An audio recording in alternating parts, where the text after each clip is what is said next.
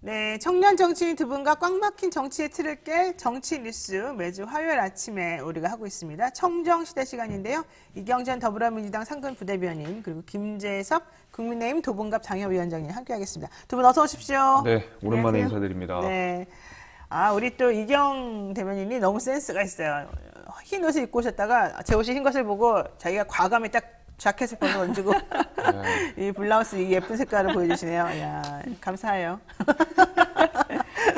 오늘따라 아주 그냥 화사하신데. 자, 김재섭 우리 당협위원장님께 먼저 한번 여쭤볼게요. 네. 지방선거 앞두고 당협위원장들이 매우 바쁘다. 특히 공천 때문에 당협위원장들이 가지고 있는 영향력이 크기 때문이다. 이런 얘기 하더라고요. 맞습니까? 맞습니다. 굉장히. 그리고 뭐 민주당도 마찬가지지만은 민주당이 특히 이제 앞서서 젊은 세대들을 공천하려는 노력들을 많이 하고 있어가지고. 그렇죠. 근데 다만 이제 국민의힘 같은 경우에는 할당제라든지 뭐 의무 배정 같은 건 사실 없기 때문에 그러니까 좀 당협위원장들이 나서서 좀 좋은 인재들을 전면 배치하려고 노력들을 많이 하고 있습니다. 저도 뭐 네. 당연히 그런 노력들을 하고 있고요. 그래서 좀 좋은 인재들 이번 지방선거 때 많이 아마 유권자들이 보시지 않을까 이렇게 생각합니다. 그러면 이러한 당협위원장들의 활동 뒤에는 이준석 당대표가 있는 거예요? 아니면 아니요, 그건 전혀 윤석열 아닌 거죠. 당선자가 있는 거예요? 그런 거 아니에요? 그 각 지역에 대한 지방의원이나 광역의원의 공천은 사실상 이제 당협위원장과 그다음에 이 지역 단위의 당원들의 운영 협의회 이런 데에서 많이 결정을 하게 되고요. 네. 거기를 이제 시도당에서 결재를 하게 되면 사실상 이제 뭐 다 대표라든지 당선이라든지 한지 관여하기가 대단히 어려운. 오히려 이제 막 큰 광역 단체장 이러면은 또 모를까 이런 뭐 그러니까 지방의원이나 광역의원 같은 경우에는 주로 이제 당협위원장들이 많이 추천을 하게 됩니다. 그렇군요. 뭐 제가 아는 수많은 양당의 뭐 예비 정치인들 혹은 정치를 하고 싶어 하시는 분들이 이번에 지방자치 선거에 나가려고 정말 면접도 많이 보러 다니고 많이 네. 하더라고요. 자, 다들 그냥 좋은 소식 있기를 바라겠습니다. 자, 노영희 뉴스 인사이다 청정시대 본격적으로 시작을 해보죠. 정호영 보건복지부 장관 후보자를 둘러싼 아빠 찬스 의혹이 매우 확산이 되고 있고 제가 봤을 때 이거는 조금 그동안 부르짖었던 공정하고는 좀 다른 거 아닌가. 근데 국민의힘에서는 그렇지 않다. 그거는 조국 전 장관의 상황하고는 완전히 다르다. 이런 얘기 좀 하고 있거든요. 자, 이경 대변인님. 이 정 후보자가 기자회견을 자체해서 자녀들의 의대 편입 특혜 그리고 아들의 병역 논란 이런 것들은 전부 다 사실이 아니다. 이러면서 뭐 반박을 한 걸로 좀 나오고 있습니다. 근데 자꾸 기사에는 뭐 조목조목 반박했다 써있는데 제가 보기에 조목조목 좀 비껴갔다. 전 이게 맞을 것 같은데 어떻습니까? 네, 맞아요. 기자회견을 한다면 뭔가 네. 이렇게 증거 자료라도 최소한 가지고 왔으면 좋겠다. 네. 만약에 아들이 그 척추 협착증인가요? 협착증? 그걸로 네. 인해서 5년 뒤에 그러니까 다시 뭐 그 2급에서 4급 판정을 받아서 현역 복무를 하지 않게 됐잖아요. 그럼 최소한 그때 그 당시 MRI 자료라도 있어요. 병원에 다 있습니다. 그거라도 가지고 와서 다른 병원의 전문의의 소견을 좀 가지고 온다든지 그런 최소한 그런 노력도 해야 되는데 그런 노력이 전혀 없이 그냥 주장만 했다라는 것이고요. 그리고 대변인도 지금 보면은 이제 그 인수위 대변인도 부당한 팩트가 없다. 그리고 또 후보 지금은 당선자도 부당한 팩트가 없다고 그랬는데요. 조 전 장관 그때 당시에도 그러니까 부당한 팩트가 없었어요. 그냥 부정적인 무슨 팩트가 없었거든요.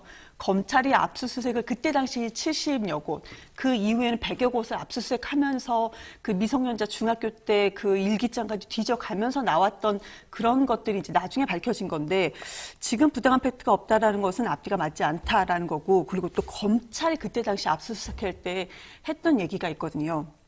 국민적 관심사항이 높아서 객관적 자료 그리고 사실관계를 규명하기 위해서 우리가 이렇게 70여 건 압수수색하는 거다라고 했는데 그랬죠. 지금 비슷한 상황이에요. 아니면 오히려 더 심한 것들이 더 많이 나와 있어. 언론 노출 빈도가. 그런데 지금 전혀 그런 게 이루어지지 않고 있다라고 말씀드리겠습니다. 팩트를 확인하기 위해서 수사한다라고 하면서 압수수색을 70곳 정도 했던 사람들이 이제는 수사도 하지 않고 이건 팩트다라고 얘기한다. 이게 지금 문제라는 건데요. 사실은 이런 식의 뭐 특혜 관련해서 혹은 문제 관련해서 한덕수 전 총리 후보자가 이제 좀 알았다. 그런데 자녀들 평판 나쁘지 않더라. 이런 얘기를 한 인터뷰를 봤어요. 근데 제가 깜짝 놀란 거는 그러면 조국 장관의 자녀분들은 막 그때 평판이 나빠서 계속 그렇게 했던 건 아니잖아요. 그래서 저는 약간 핀트를 지금 좀 잘 못 맞추고 있는 건 아닌가. 그리고 좀 되게 오만한 모습인 것 같다. 이런 느낌이 좀 들었거든요. 그랬더니 역시 아니나 다를까 정 후보자 본인도 자진 사퇴는 없다. 이런 뜻을 지금 밝히고 있습니다. 물론 국민의힘 내부에서는 사퇴해야 된다, 아니다. 이렇게 조금 또 혼선이 있는 것 같긴 한데 김 위원장은 젊은이로서 어떻습니까? 이 상황에 대해서. 일단 제가 하나 먼저 여쭤보면 그 정호영 후보자에 대한 고소 고발이 있었나요? 어제 있었어요. 있었어요? 네, 그럼 어제 이제 했어요. 네. 그러면 그 다음에 이제 수사 결과를 지켜봐야 될 것 같고 네. 사실 이제 우리가 2017년부터 검찰 내부에서 인지수사 부서를 폐지하거나 축소하는 경향들이 계속 있어가지고 검찰이 고소 고발이 없으면 잘 움직이지 않습니다. 그런 면도 있기 때문에 어제 마침 고발을 하셨다 그러면 수사를 이제 좀 지켜보셔야 될 것 같다. 수사가 되든 안 되든. 그래서 좀 벌써부터 검찰이 뭐 과거와 다르네라고 이야기하기에는 좀 시기상조라는 생각이 들고 병역 문제랑 편입 문제 크게 두 가지가 있는 것 같아요. 그 아들에 관해서는. 네. 근데 편입은 제가 봐도 좀 문제가 있어 보입니다. 네. 실제로 뭐 공동저자가 만점을 줬다든지 네. 뭐 이런 것들이 불법은 아닐 수 있겠죠. 불법은 아닐 네. 수도 있고 실제로 공정했을 수도 있습니다. 근데 그 우연이라는 게 굉장히 많이 겹쳐 있는 상황이다라고 하면은 네. 국민들의 눈높이에 봐서 적절하지 않다. 특히 이제 입시라고 하는 것이 또 우리 젊은 세대들이 굉장히 예민하게 보고 있는 문제고 네. 조국 전 장관 사태로 인해서 사실 2030 세대가 많이 민주당에 등을 돌리게 된 결정적인 계기이기도 하고 윤석열 당선인에게 사실 훨씬 더 그 민주당과는 다른 모습들을 기대하고 있기 때문에 이 편입 문제는 실제로 좀 논란이 될 것 같다 생각이 되는데 앞서 이제 지적해 주신 병역 문제는 조금 다르게 봐야 되는 게요.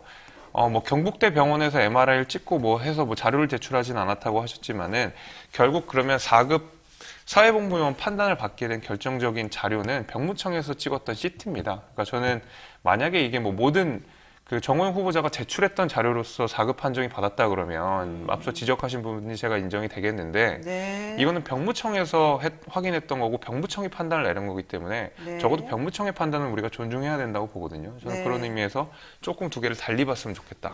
일단 이제 편입 관련해가 좀 그런데 병무청 관련된 아들의 의혹은 좀 병무청에서 찍은 자료들을 가지고 판단한 거라 괜히 네. 제공한 자료가 아니라 그럼요. 그런 것들은 좀 판단을 좀 정확히 다시 해봐야 되겠다 이런 얘기인 것 같고 좀 전에 말씀하신 것 관련해서 사실은 이런 의문은 있어요. 조국 전 장관 관련해서는 사실은 검찰이 전격적으로 압수수색을 정말 대대적으로 아주 깜짝쇼 하듯이 막 해버렸단 말이에요. 폭풍 치듯이. 그랬는데 그렇게 해서 하는 거하고 이번에 경찰의 시민단체가 고소고발해서 이제 천천히 한 달 있다가 고발인 부르고 또 두 달 있다가 뭐 피의자 부르고 이렇게 진행되는 거하고 좀 성격이 완전히 다른 거 아닌가 좀 생각이 들어서 그 부분과 관련해서 이 수사기관들의 선택적 수사 방식 이게 조금 문제인 거 아니냐라는 얘기들이 있습니다.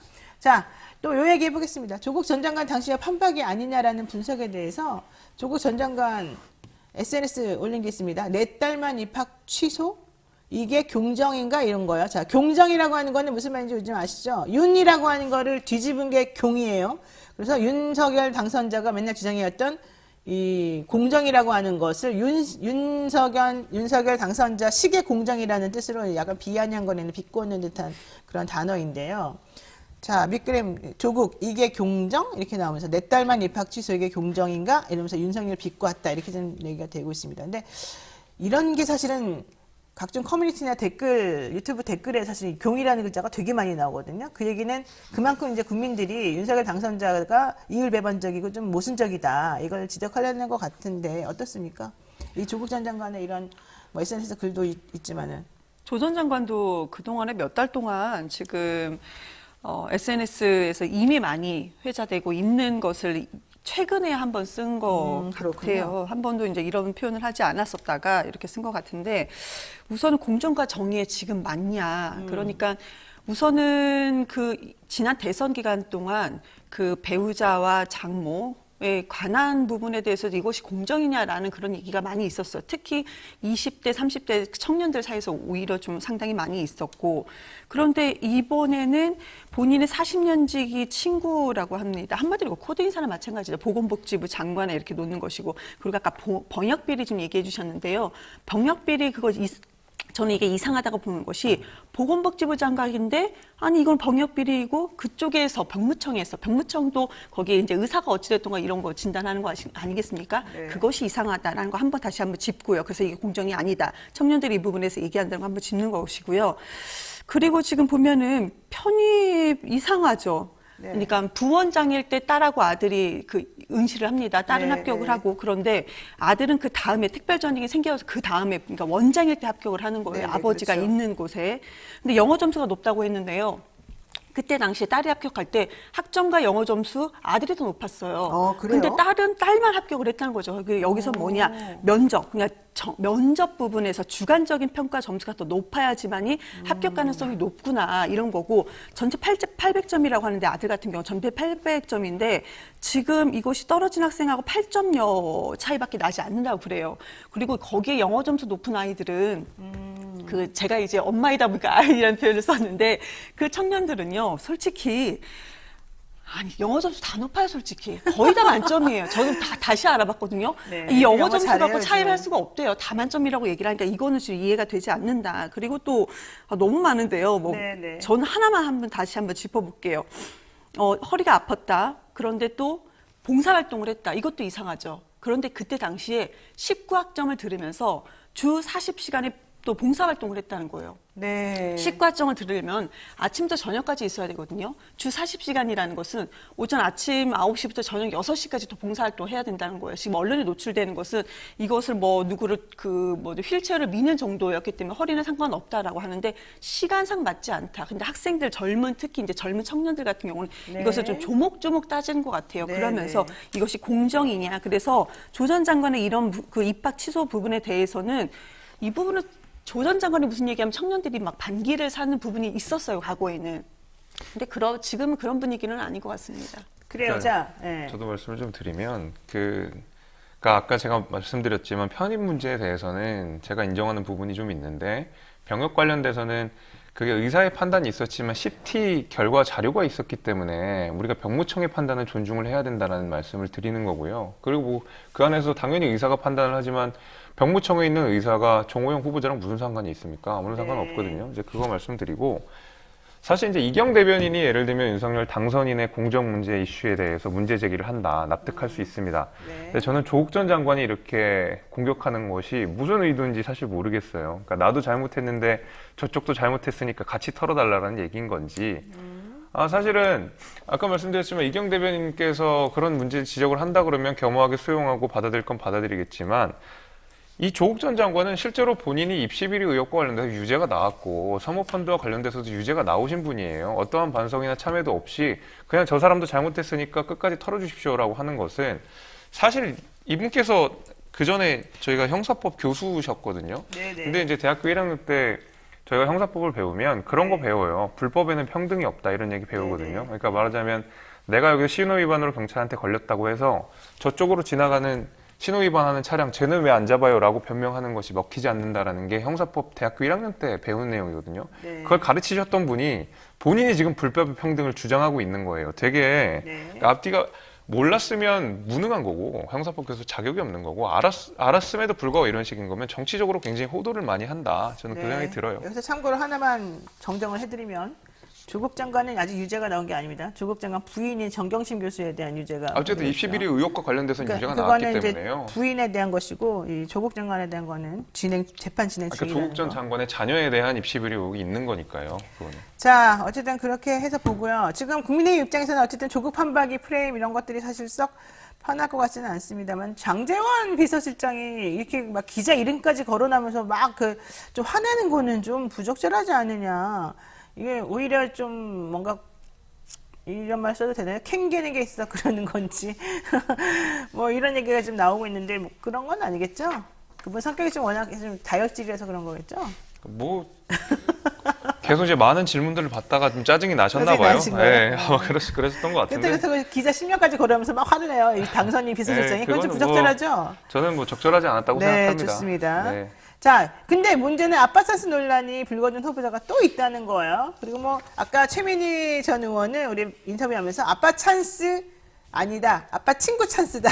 이런 얘기도 막 하던데 이상민 행안부 장관 후보자 이분도 4년째 사회이사를 맡고 있는 어떤 회사에 자기 아들을 취직을 시켰다는 거죠. 그러니까 민주당의 한병대 의원에 따르면 이 후보자의 장남 이모 씨가 작년 3월에 한국 알코올그룹 계열사인 KCNA에 입사를 해서 현재 근무 중인데 이 회사는 이 한국 알코올그룹의 다른 계열사인 ENF 테크놀로지 아버지가 그 사회이사로 2019년 3월부터 근무했던 회사랑 연결되기 때문에 현실적으로 이거 다 아빠 찬스 아니냐 이런 얘기거든요. 어때요? 이런 거? 이거요? 그 원래 오얏나무 아래서 갓근 고쳐 매지 말라는 그런 얘기인 건가요? 거죠. 그러니까 저는 이제 그 생각은 좀 근데 들어요. 왜 이렇게 그분들이 예. 오비일하기 많이 얘기가 될까요? 그러니까 이제 사실 불법 부정의 팩트만 가지고 뭔가 우리가 모든 후보자들을 이거 사실 이것도 우연일 수 있죠. 저는 우연일 수도 있다고 보고. 우연이라고 그럴 봅니까? 수도 있죠.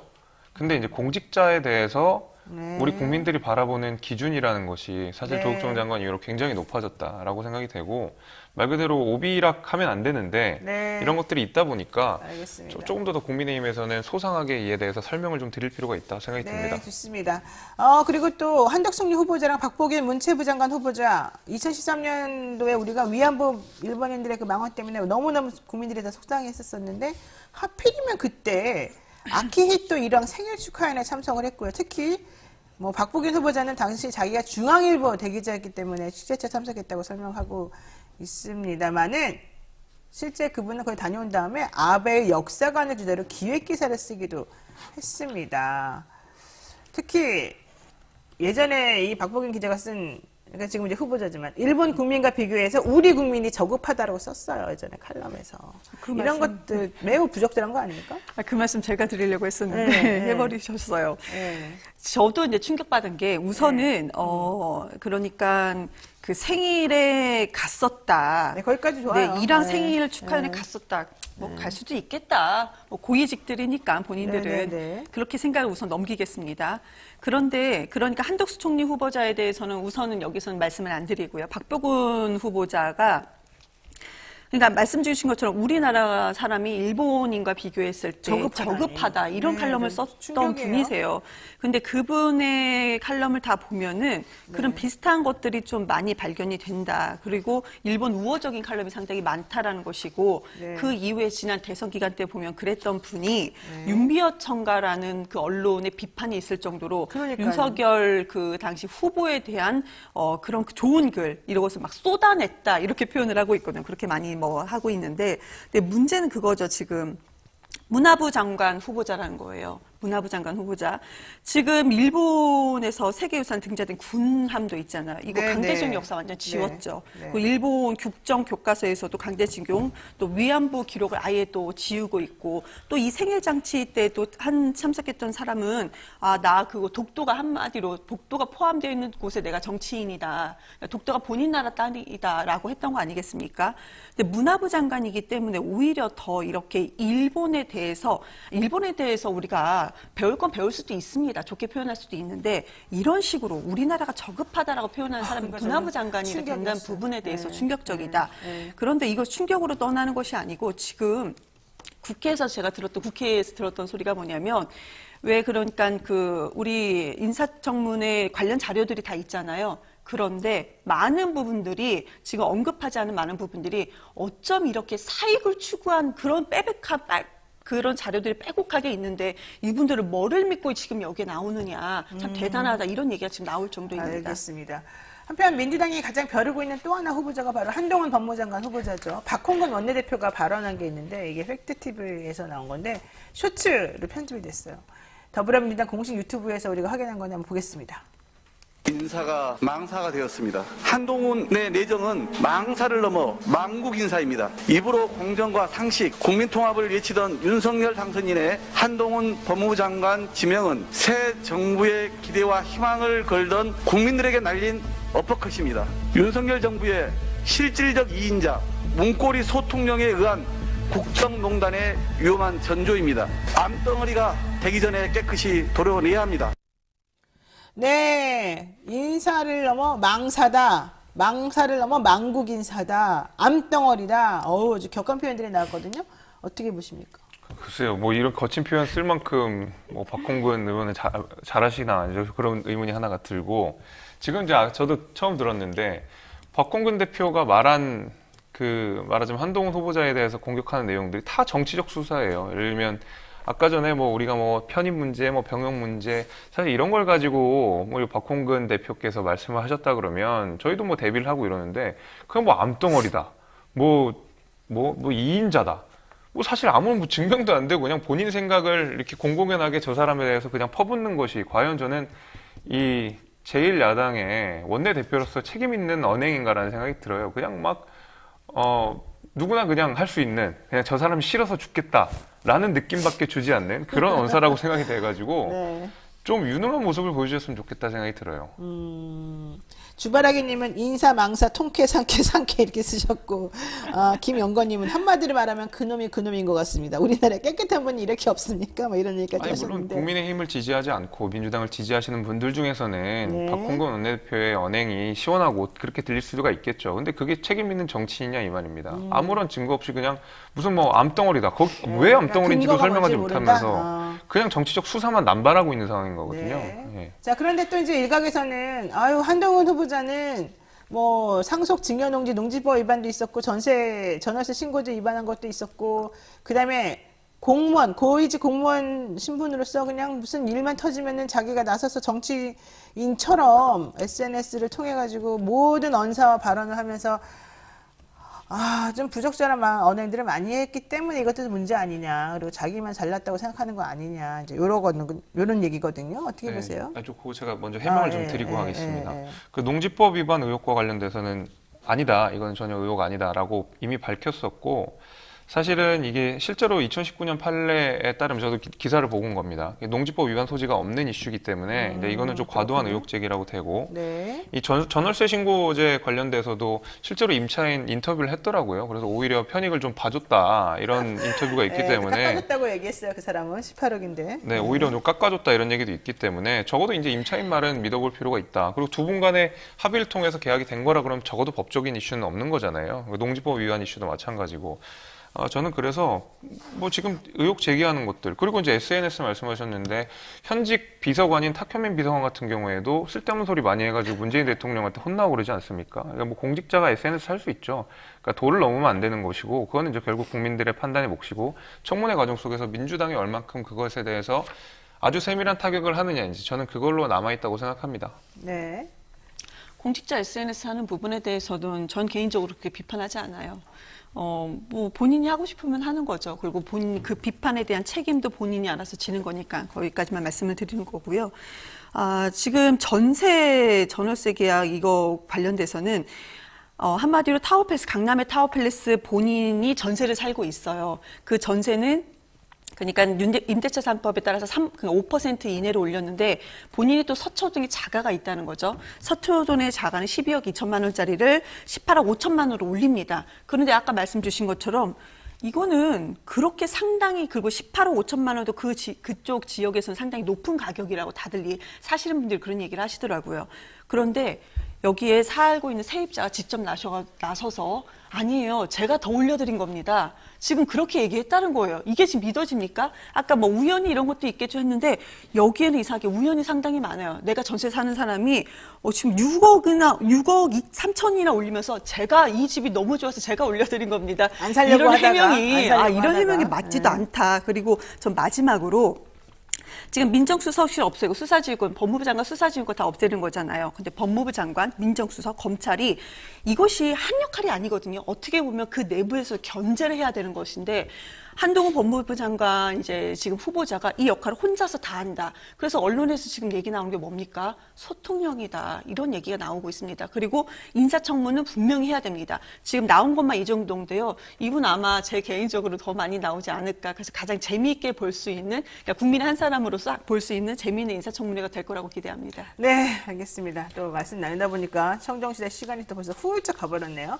오늘의 말씀 여기까지 나눠야 될 것 같고요. 이경찬 더불어민주당 상근부대변인, 김재섭 국민의힘 도봉갑 당협위원장님 고맙습니다. 감사합니다. 감사합니다.